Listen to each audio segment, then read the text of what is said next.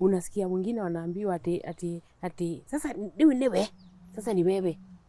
Hai, mimi nikaanza kushindwa aje, kwani huku kunaenda aje? Alafu kulikuanga na watoto wadogo. Na ilikuanga whatever will happen to you, usijaribu kublink ama kupiga nduru. Unaona? Umekaa wima hivi, umekauka. Na ukifanya hizo vitu zote unaambiwa wewe ni mwoga na unaimbiwa nyimbo mbaya. Alafu sasa hapa kwa kukata nakwambia unakatanishwa venye tu atakukatanisha. Na mwenye kukata nikashushu kazi atakaoni vizuri. Mimi naweza sema kako kanaona vizuri. Jua hata hii room yenye umepelekwa iko very dark. Unaona? Anakata tu akate, alafu unaona mimi bado nilikuwa nina resist. So mimi yangu asidhani ingeenda vizuri.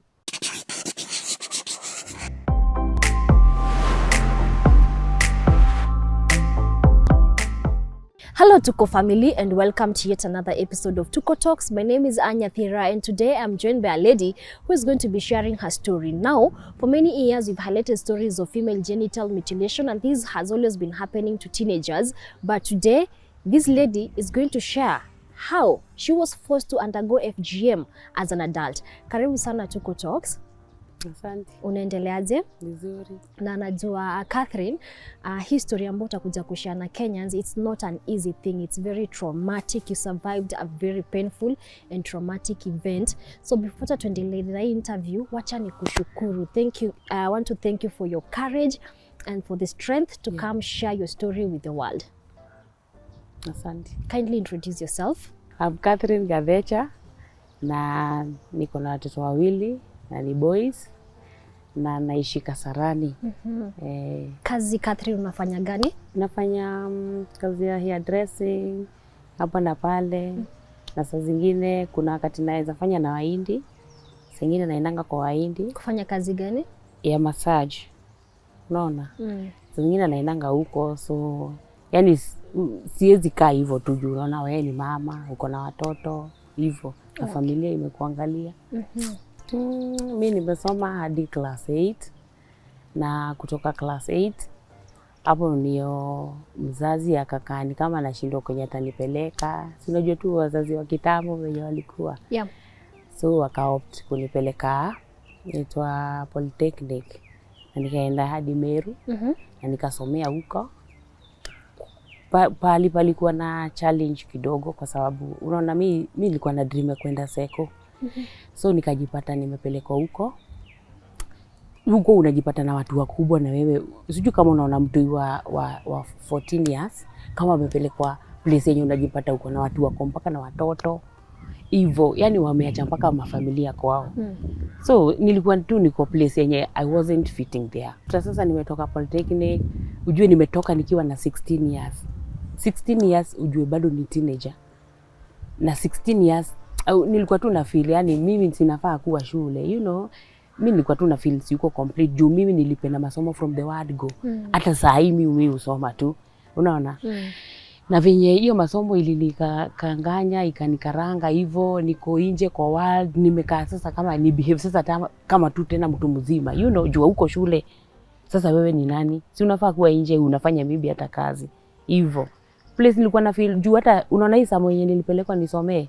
It wasn't my passion, I'm sorry to say so. Though mzazi alifanya vizuri nilipeleka but it wasn't my passion. Ulisomea nini? Nilisomea naitwa dressmaking.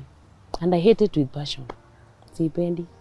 Na niko hadi na machine saa hii but mzazi ikiwezekana apeleke tu mtoto kitu yenye anapenda hata kama ni expensive. Kuna watu wengine wanajuanga venye wanaweza fanya mtoto asome. Kile mimi kunifurahisha mpaka wa leo. Nasikianga niko na kidonda ya shule. Though nilimaliza hiyo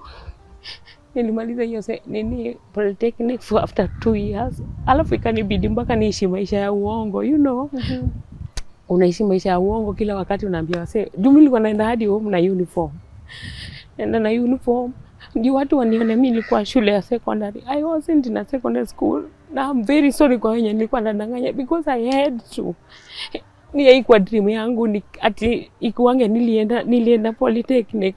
Mimi sikuwa nataka Polytechnic. Nilikuwa nataka secondary school. Mimi mpaka wale unasikianga sijawahi soma mpaka kwenye ningetaka kabisa nifike. Unaona? Anyway, hiyo iliisha, lakini imagine tulikuanga bado kitu yani ilikuanga tu bado painful. Ilikuanga niko shule ya polytechnic na next ilikuwa secondary school. Na ilikuwa ya boys. Mimi am a girl, mimi nilikuwa na feel naweza enda huko hata nisomee tu huko. Ilikuwa inauma sana. Lakini nilikuwa nashinda sana ndaenda huko aje. Huwezi hata pita kwa gate. Na ni mbali, Meru sio kwetu, you know. Anyway, ilikuwa na machungu. Na nimemaliza na 16 years. Unaona? Nje, yani I'm exposed to the world. Too young. At the age of 16 umeniachilia nje, surely. Unaona? Anyway, kutoka hapo sasa nimerudi sasa home. Mimi hata kurudi home ati kufeel ati sasa umesoma. Nilikuwa nashinda nimesoma nini? Unaona?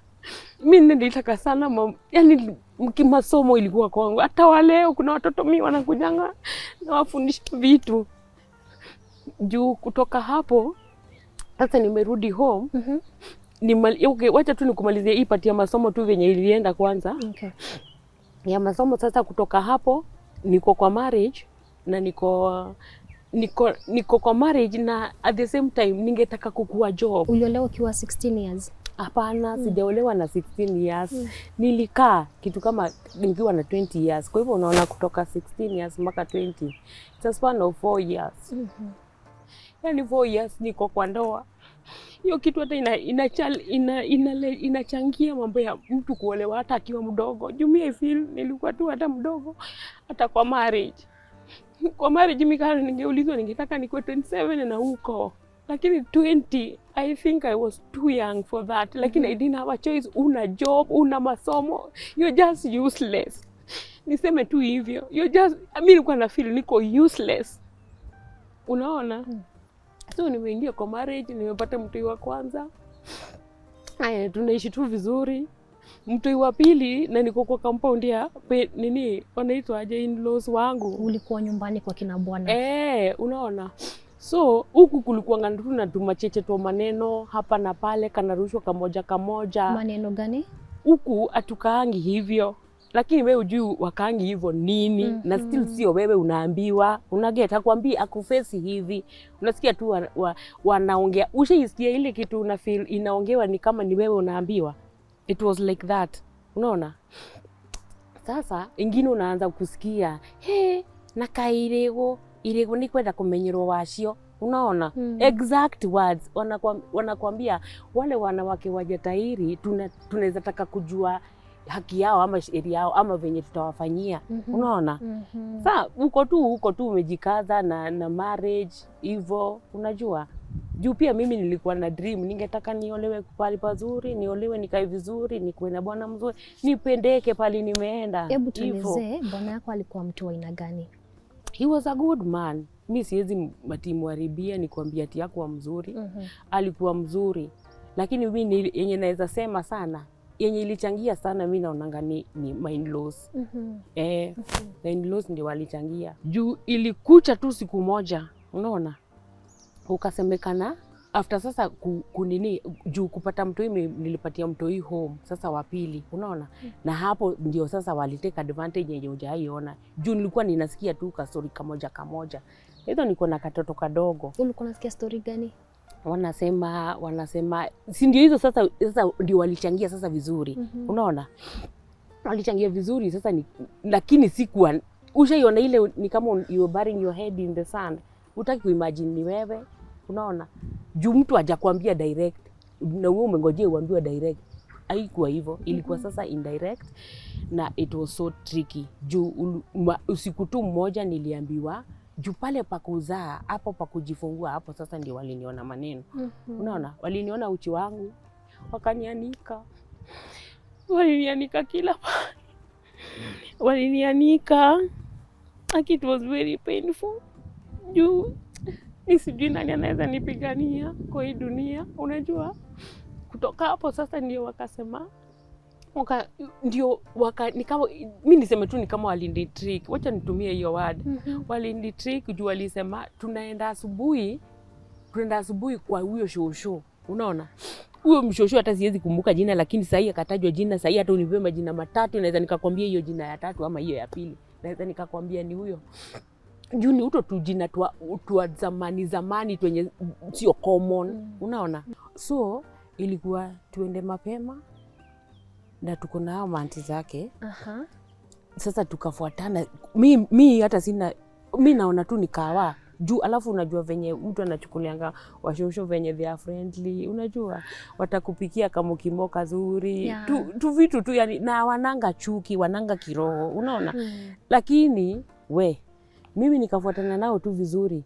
Tulipitia places kwa kichaka na ni place far, na ilikuwa kama saa 9 za usiku. Nilikuwa tuamuke na ni haraka ni kitu ya haraka. Tukafuatana kwa vichaka hivyo, baridi ndio hiyo inakupiga hata na ni places mpaka kuna wanyama. Ulikuwa mwambia bwana wako utaenda na relatives wenyu kwa shosho? Sasa hata unamwambia si ni place mtaenda tena mrudi, kwani mnaenda kuishi huko? Okay. Shida si ni muende mulale juu si unajua mahazi wenye wanakuanga. So tunaenda tunapitia places kama hizo, zilikuwa tu zinakaa hata uoga. Unasikia, alafu unashindwa kwa nini hii usiku yote, unaona? Na kwa nini hii haraka yote? Lakini hata kama unajiuliza hivyo, ujue ni watu wakubwa kukuliko, watu 50 kitu na 60 kitu. Sasa wewe unaenda kuongea, wewe ni kama dhigiriri ndio unaongea, unaona? So wewe unasee huko, alafu unajua sasa, sijui kama ushaijua kitu kingine. Unaona wenye wana feelingi wametae, yani wametairi. Wana feelingi wewe mwenye hujatairi, usijaribu kuongea mbele yake, wewe sio mtu. You're less of a woman. Yeah, wewe bado kuna kitu bado umebakisha, unaona? So mimi siku hapo siku hapo nijitetee, niulize maswali, unaona? Ni ile na tena wewe moki, wewe mtu wa kukuja, unaona? Wewe ni kukuja, ulikuja umekuja control boma za watu hivyo, unasi unaona? Kwa hivyo unafuata blindly. So tukafuatana, mimi kutoka kwa umbali, mimi mpaka hizo nyumba sijawahi amini mpaka wa leo. Hivyo niliona tu nyumba tuko mbali, ni moshi tu unaona. Tu nyumba tunakaa kuzeeka, unajua? Kwa umbali ni moshi tu unaona. Mnakaribia, anatokinyile hata tushafika sasa. Okay. Na bado tumefika, bado kukiwa usiku. Juu the keyword ilikuwa venye nilirudi kujua baadaye, ilikuwa tufike usiku kama jua lijachomoza. Yani zinakanga tu hata ni kama cult. Unajua? So tukaenda, tukafika. Nikufika nikaona kuna watu wengi, sio mimi peke yangu. Haya. Mimi ushaiona ni zile za umekuja kutembea. Kwa hii familia niko myang, kwa hii familia sijui watu wote. Kwa hivyo hizi niambia tindangania mtu nimwambie huyu nimejua, hata tunaweza ongea na yeye, unaona? Mimi wenye ninajua sasa ni wenye nimekuja nao. Haya, ukiangalia tushosho na watu huko tunapitanisha tuze. Ukituangalia tu tumakucha. Yani mpaka unashinda sasa shosho yako ni mgani? Unaanza kusikia sasa terms za huku kwenye umefika. Ikalaya na hakuna kukalia kiti. Mlikuwa mnakalia nini? Wewe kaa chini. Ama ulikuwa umekuja na kiti yako hapa, kaa chini. Unaona? Na hapo penye unakaa palikuwa na si vumbi, hii muhu. Unakaa hapo kwa muhu. Wanarudi muhu ash, unaona? Wanarudi wanachanganya na matope na maji, unapakwa. Unapakwa wapi? Si unapakwa mwili yote. Okay. Unaona? Sasa hapo unasikia mwingine wanaambiwa ati sasa niwe. Sasa ni wewe. Mimi nikaanza kushindwa aje, kwani huku kunaenda aje? Alafu kulikuwa na watoto wadogo. Na ilikuwa whatever will happen to you, usijaribu kublink ama kupiga nduru. Unaona? Umekaa wima hivi, umekauka. Na ukifanya hizo vitu zote unaambiwa ni muoga, na unaimbiwa nyimbo mbaya. Unaona? Mimi hata hizo nyimbo zikaimbwa saa hii naweza nikakwambia ni hizo. Zinakuanga sasa za hiyo wakati wa traditions. Haya, kuna mama ako huko, ako very busy kukuja na maji ya mbosho. Unajua maji ya mbosho yenye imekaa sijui kama 3 days ama ni 4 days. Mpaka inavurutika na iko na harufu. Wanamwagilia ile, yani mimi sijaiona madhara. Hata afadhali uende jela kuliko kwenda kunainisho. So painful. unamwagilia hizo mamaji zote, you like ai, kwa nini naendelea? Alafu sasa ujue mimi kwa wakubwa tulikuwa wase kama 5, lakini tutoto tulikuwa tumejazana huko, so innocent, unatuangalia unashindwa sauti ya hawa wanawake wote iko wapi? Hakuna mtu anaweza ongea. Kwanza wewe hujakatwa, hujatairishwa, hujakeketwa, unaweza toa sauti huko, unaweza uliwa my friend. Makofi na mateke zinapepea huko kupepea. Wanaona ukiwa mjinga. Kuna mmoja aliniambia huko na alikuwa mnono. Aliniambia ati unakula maidhote hatanya ukuru. Yani unakondoaje macho hapo kama paka mzee, unaona? Yani ukiangalia kinashinda hii dunia tunaenda wapi, unaona? So mi pati yangu kufika sasa mimi nimeanza sasa kuresist mimi. Unaona? Nakwambia nilipigwa sweep, unaweza fikiria ni watu wamesomea boka. Nilipigwa sweep nikalamba chini. Kulamba chini walinikanyaga, kuna mmoja alikanyaga huku, mwingine akakanyaga huku. Mwingine akanikanyaga hapo, mwingine akanikanyaga na nikararuliwa manguo. Sasa una resist wapi? Aiwa, si mwanamke mmoja amepambana na wewe, ni wengi, unaona? Yani unasema tu akidunia, mi God will punish them. Ala kama alikufa, God will deal with them. Jumi na feeling yake nikisema mtu aende wafanyie kitu huko nasikia tu that is not enough, lakini najua kuna God, unaona? So kutoka hapo kungenganiwa hivyo vyote, kuna mwenye ako na hiyo kisu mpaka wale nikiona, unaona mtu wa viatu, mimi sipelekangi kiatu kwa fundi. Hata waleo sipelekangi kiatu kwa fundi, mimi utupa. Juu ako kakisu kaliwa kanaka exact. Unaona ako venye kanakaanga ako kanini kukata kiatu hivi, kalikuwa kanaka exact. Alafu inakaa hata ni blunt. Unasikia huko wananora, yani wanasharpen, unasikia tu har juu si mtu mmoja, ni mko wengi, unaona? Wanashapenia huko. Mimi mpaka waleo sipendi hiyo kitu. Mimi sipelekangi kiatu kwa fundi, mimi utupa tu. Na situpangi mtu akiona, mtu asione ni kama najifanya niko na pesa, lakini iko na bad memories. Hiyo kisu. Afu sasa hapa kwa kukata nakwambia unakatanishwa venye tu watakukatanisha. Na mwenye kukata nikashushu kazi atakaoni vizuri. Mimi naweza sema kwa kanaona vizuri. Jua hata hii room yenye umepelekwa iko very dark. Unaona? Anakata tu akate, alafu unaona mimi bado nilikuwa nina resist. So mimi yangu asidhani ingeenda vizuri. Unaona? Alafu niko mkubwa surely. Na ni watoto. Watoto hata wajui ni nini naendelea. Mimi niko mkubwa, at least sasa nimeona ni nini naendelea. 20. Ai. Hapana. Hapana. Alafu sasa kutoka hapo venye wale nikatanisha vibaya, nilibleed, nikableed almost to death. Mimi akini nilibleed nikaanza kusikia kizunguzungu. Alafu sasa venye nini wakasema sasa venye niko juu nilikuwa nasimama ninashindwa kusimama vizuri. Wakaona, I think waliogopa, wakaona sasa msi anaweza dedia huku. Unaona? So mimi nikaambiwa siwezi enda hiyo siku. Juu wengi walikuanga ni kukatwa na kuenda, unakatwa na kuenda. Unatembea tu ukiwa hivyo. Wewe enda na hizo bleeding zako kwenye utakufia, uende ukakufia. Tafadhali hata mtu akuue. This is very painful. Utaipona hata roho surely. So mimi venye unasikia mimi walitampana yangu kabisa juu ya hii kuresist na kujirusharusha na nini. So hapa yangu ilianza mpaka kudevelop nini inaitwaje. Unajua mimi sina manguo juu amenirarulia manguo. Mimi hata kama mtu anaweza weka kitu unaweza weka, lakini iko na bad memories. Mimi siwezi taka kuweka kitu kama hiyo. Nilipewa kanguo kama mshosho, unasikia tu kananuka harufu ya mshosho, mtu mwenye amezeeka tena ni mchafu. Mzee kucha zimejikunja hivi na kucha unaona ni tuchafu. Unaona? Mimi yangu haikuenda vizuri juu kutoka hapo sasa nilianza kukuwa na mahira. Unaona? Kukuwa na pass. Sasa hiyo ujue ni infection. Unaona? Na kuletewa na miti wanajua miti zote, miti shamba zote za huko wanajua. Na si ati wakuweke, unaambiwa ujiweke. Hata ujui kwenye unafaa kuweka ama kwenye hufai kuweka. Aunti zako walikuwa hapo wakusaidie? Hapana. Hapana. Hawakuwa hapo. Afu kitu kama hiyo hakunanga mambo ya kusaidiwa. Unasaidiwa wewe ni kiwete. Hata kiwete wanagomenga na kukanga na sahani na kikombe na huko kwa barabara. Wewe unasaidiwa wewe ni kiwete.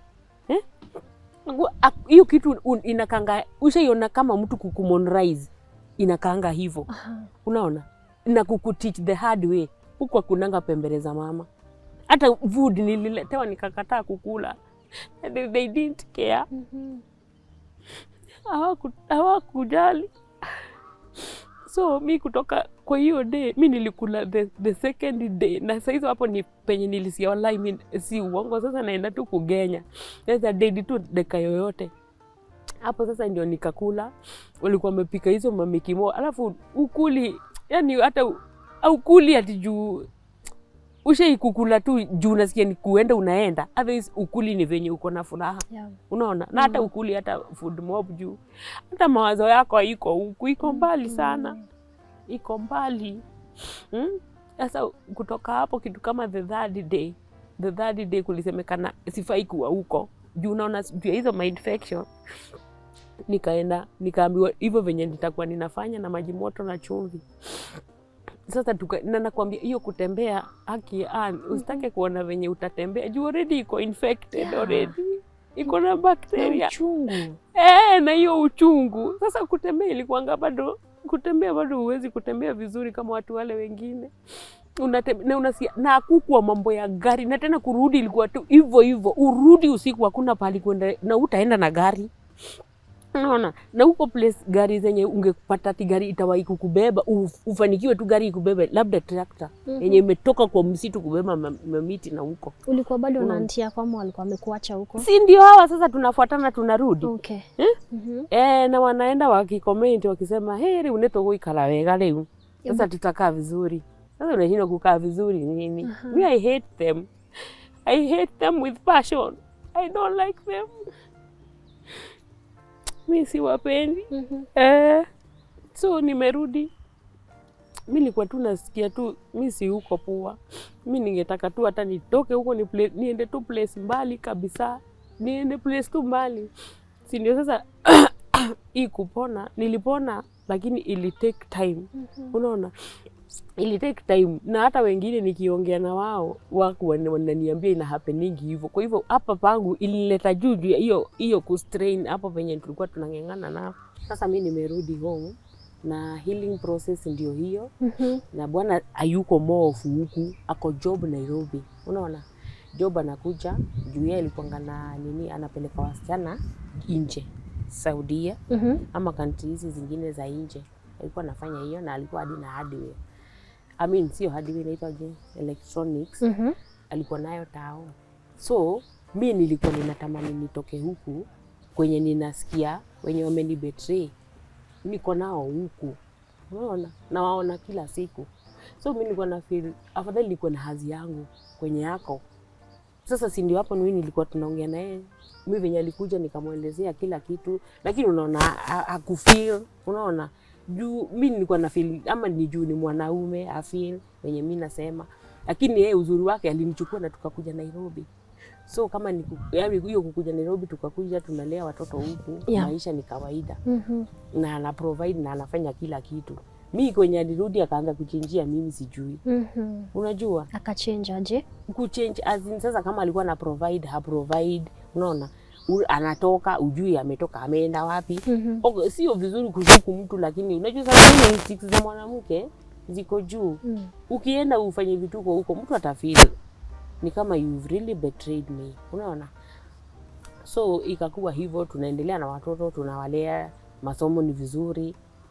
Sasa hapa penye unasikia sasa mpaka kuna wanawake wengine wanasikika nje ya ndoa. Unaona? Na ujue zingine zinaanzanga kama mshene, lakini lisomalo lipo na kama alipolaji. Kwa hivyo unapata imesemwa, lakini saa zingine inakuja inakuwa true. Mimi nilifurahia venye dem alisema, kuna mwenye alikuwa involved anasema tusikizane, yani history isiishe tu hivyo. Ni kama niko na kitu na yeye, yani beef. Ni kama yeye beef ako na beef yangu, unaona? So hata hiyo story ya kuniletea mtoi na nini na nikalea mtoto sijui wiki mbili. Hivyo akarudi akachukua na tukasikizana, tukaongeleshana vizuri na tukasameheana. Bwana yako alikuletea mtoto wa mpango wa kando wake? Hapana, dem ndiye alileta. Na walikuja na huyo jamaa. Walileta ule, walikuwa naenda wapi? Alikuwa nataka kuleta kwangu. Unaona? I think alikuwa nafikiria atapata hadhi. Akapata si hadhi yako. So mimi ndiye alidampia. Na mi okay, unaona pa watoto?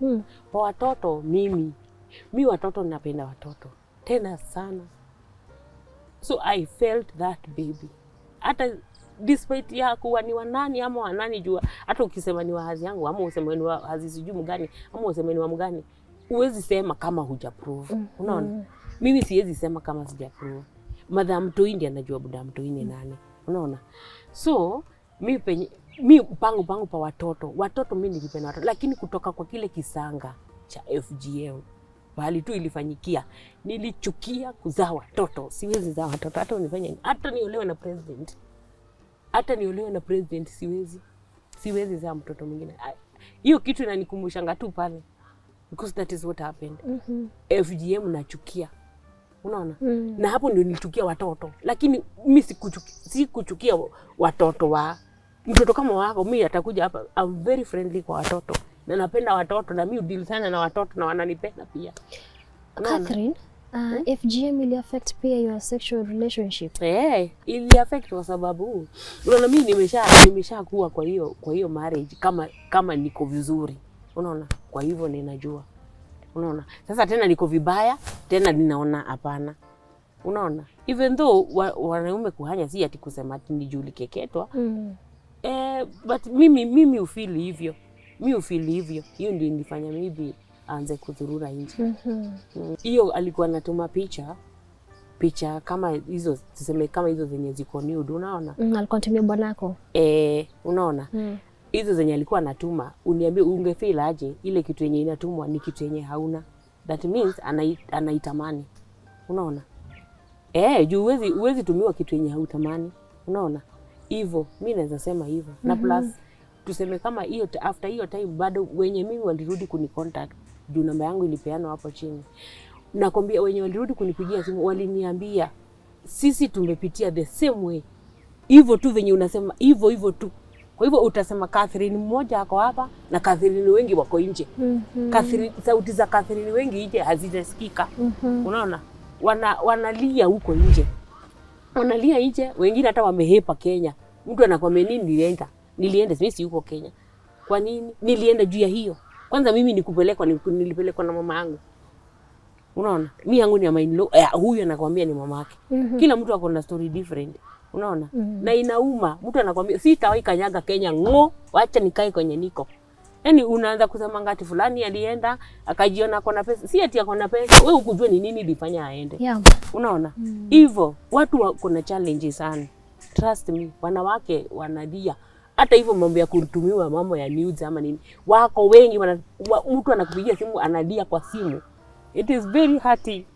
Mwanamke anakuambia ati hata yeye alikuwa anaambiwa the same. Anaambiwa ati wewe dare hiyo na wewe nakio. Nimeleta mwenye ako nayo.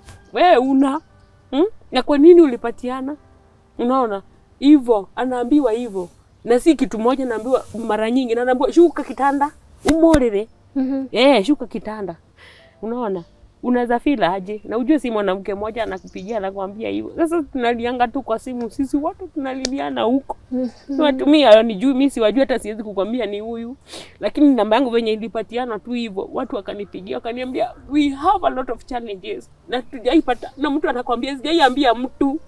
Wewe ndio nimeambia, hata sister zangu hawajui. Wewe ndio nimeambia, watu wetu hawajui, wewe ndio nimeambia. Yaani mpaka unaifeel. Yaani huyu mtu alishindwa mpaka kuambia mtu. Hiyo kitu hapana. Na hawa ni wanawake ambao wako na watoto, wako na family. Na imagine mimi wenyewe unipigia kusema ukweli. Mimi muuliza mpaka mtu age. Mimi napenda mimi am very investigative. Mimi napenda kuuliza mtu tu maswali twenye nitasikia tunaniridhisha.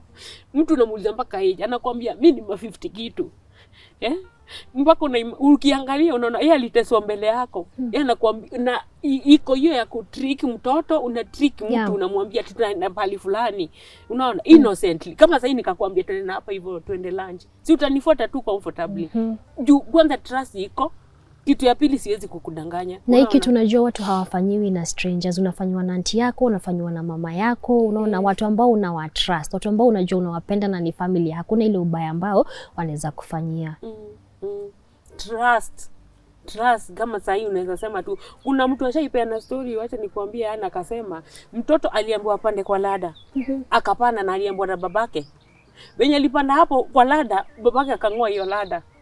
Huyo mtoto kutaka kurudi alinamba chini. Akauliza na babake, mambo ya trust nimekuambia iishie hapa. Iishie hapa.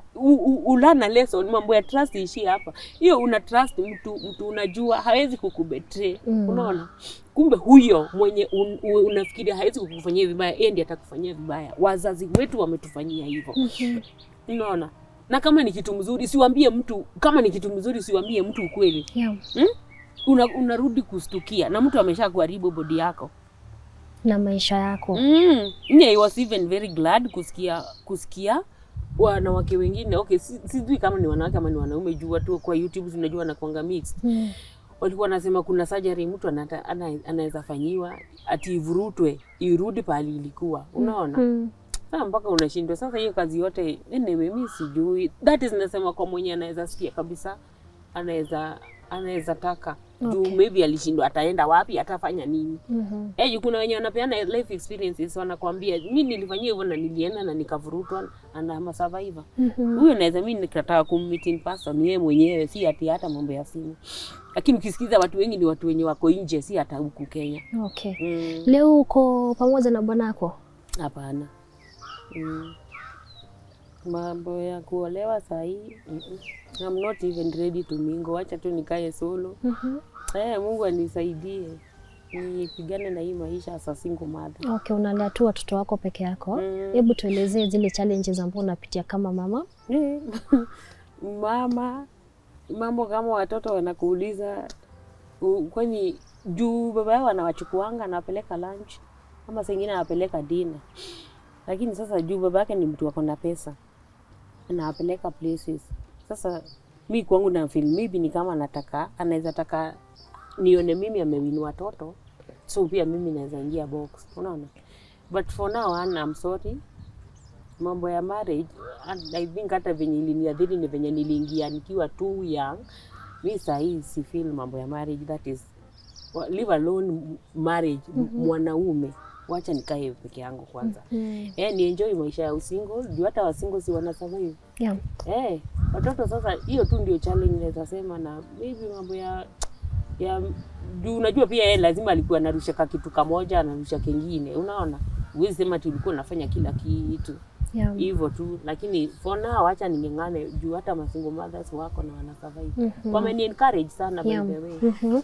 And nataka kuchukua hiyo opportunity to encourage other women. Sababu nimekaa hapa nimekusikiza for the few minutes yenye tumekaa hapa, because najua story yako ni ndefu sana, hata tuwezi exhaust in a day.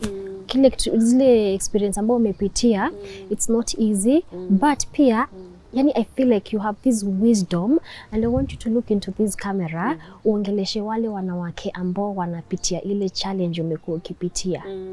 Uadvise tu, uongeleshe tu.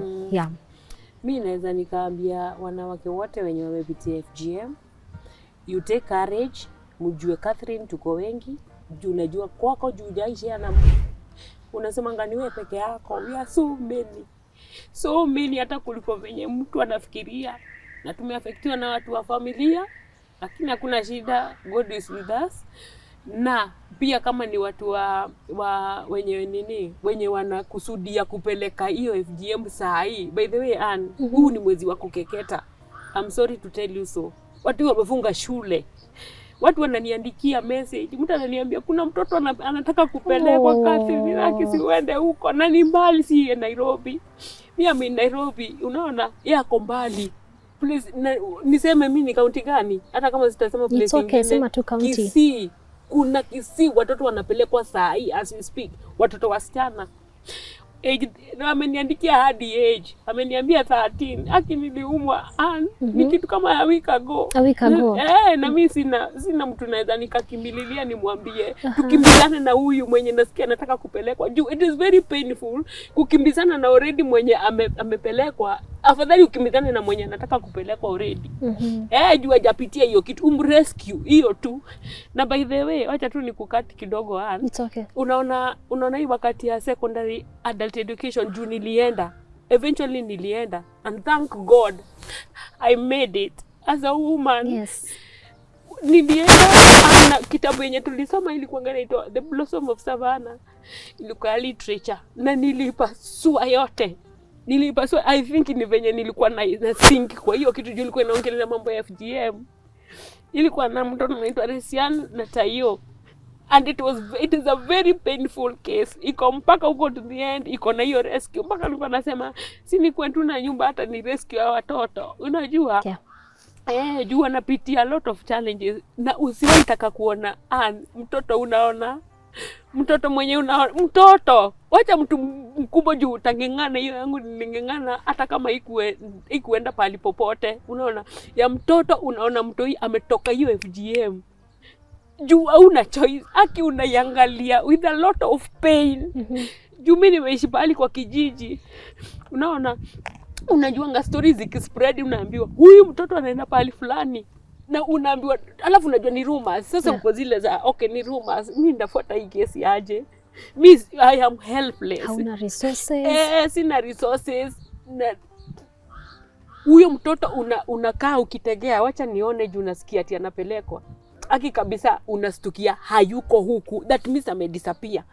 Kabisa unampatia, ukikaa sana kama wiki 2 tena anarudi, unaanza tena kuchunguza ule mtoto. Juu mimi kwa kufuata kitu, naweza ifuata kitu underground huwezi jua. Chini ya maji ndafuata. Nikafuata hiyo kesi, na sio moja, nataka kukupea hiyo moja. Unangojea mtoto akitoka huko, juu tena utaanza kumuona huku nje akicheza. Do you know huyo mtoto, na nikikupatia hiyo age ya huyo mtoto ni kama 10 to 11 years. Ukiangalia mtoto anakaa upweke, anakaa depressed, anakaa lonely, anakaa tu ako kwa world yake peke yake. Unaimagine mtoto wa 10 to 11 years akiwa anakaa, watoto wengine wanacheza kati, wanacheza blada, wanacheza sijui nini, na ile akurukaruka na nini na tumawe. Huyu mtoto hata hizi ingia kwa hiyo group. Imagine sasa ile uchungu na burden na trauma ambayo anabebana nayo. Ukiangalia mtoto ni kama amelini kwa mti hivi, akishindwa life yangu, alafu nitafanya nini, nitaambia nani, unaona. Na inakuanga mpaka ya watu hii ni mbaya juu inakuanga mpaka kama brainwashiwa, kanaambiwa lazima ukue mtu mkubwa, uko mtoto, mimi nataka utoke klasi ya mtoto uende ya mtu mkubwa. Mtu huyu unaona ameingia kwa hiyo trap hivyo. Na huyo mtu huyu unaangalianga, unaonanga life yake haiko the same again. Akitoka huko mimi ufuata. Ni venye sasa mimi sinanga unaona, juu uko peke yako, unafight hiyo kitu peke yako aje. United you stand. True. And you know something good is going to come out of this conversation, sababu unajua kuna people, our audience, kuna wale ambao wanawako kwa NGOs, and they're going to know, they're going to feel your passion, they're going to feel your pain. Na najua with all that information and you know about FGM and how it goes on, wale tutambua napelekwa huko, na hata zile simu ambazo umekuwa ukipigiwa, najua you can liaise with them na mjue wenyewe watoto watasaidika, si ndio? Hebu tuelezee, ungependa kusaidika aje? Mimi yaki juu kama hiyo incident na kupatia ya mtoto, ninaambiwa mtoto ako mbali, huyo nitamfikia aje hata kama unataka niende, unaona. So mimi kwangu naweza taka kitu yenye itanipatia resources, ama basi hata kama ni hizo my NGOs ama gava ingililie kati inipatie backup, nisikuwa hata hiyo kitu naweza enda kuiface nikiwa solo. Juu watu wakiona umeenda huko umejikausha ati wewe ni wa FGM na uko peke yako, you know. Sasa si unaona itakuwa haipeleki vizuri. So mimi naweza taka mtu mwenye mimi anaweza ni support, nijipate tu kwa hiyo FGM, unaona. Na niifaitie kwa kina. Yes, and I love that. Unaona, niifaitie hiyo FGM juu iko na sauti zenye hazisikiki. Na sisemi wenye wako ati wafanyi kazi, I know they are really working hard, lakini still more it's supposed to be done. Unaona? Na bado waweke victim wenyewe. Victim ana feel hiyo kitu venye hujaiona. Unaona, si kama mtu wa kuambiwa na mtu mwenye amepitia yeye mwenyewe. Totally different. Ni kweli kabisa. Ni kweli. Unajua nikikumbuka kitu ambacho umesema earlier on, umesema like there are women who are 50 years old na bado hiyo uchungu wamebebana nayo, bado wanaifeel. They are yet to heal. So I can imagine how it was then wakati walikuwa na experience. This is maybe a couple of decades later.